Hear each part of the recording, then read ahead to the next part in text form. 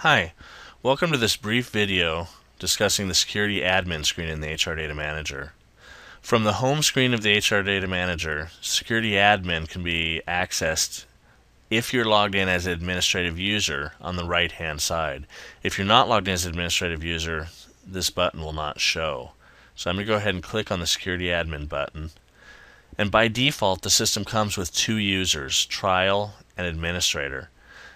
Once the system is no longer a trial, once the license key has been entered and it's been converted to a standard user, the trial login will no longer work regardless of whether it's still in here or not.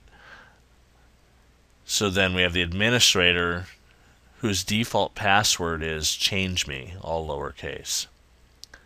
And if I want to see what permissions a particular user has, I can hit the Set Permissions button, and it'll show me what groups and what permission level they have. The admin should have all groups, and everything should be read-write, except for the bottom two there. As you can see, it's non-applicable because of the type group those are. So I'm going to go ahead and hit Close. Also, you want to make sure there's no location ever defined for administrator. Location is if you want to limit a user so they can only see a specific location and not the data from other locations. So administrator should always be blank on location. To add a new user, I can come down to the bottom row here that has the asterisk, click in there, and type in a new username.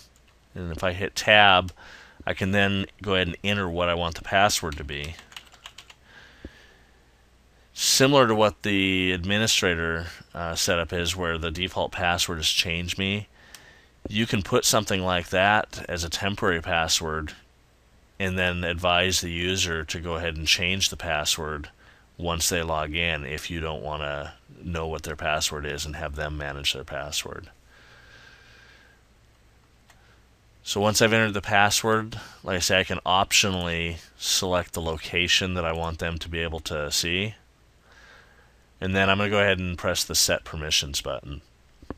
Now, rather than select from the list and manually enter the security groups, the easiest thing to do here is to press the Load All Groups button at the top, and then go ahead and delete things we don't want them to have access to. So I'm going to delete applicant data, compensation data.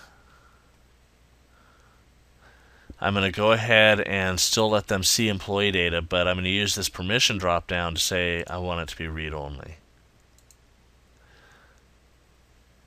And then I'm going to go ahead and say Close, and that user's been created, and we've set what permissions they need to have. And if I need to, I can go ahead and move on to add additional users. So this has been a brief overview of how the Security Admin screen works. Thank you for your time.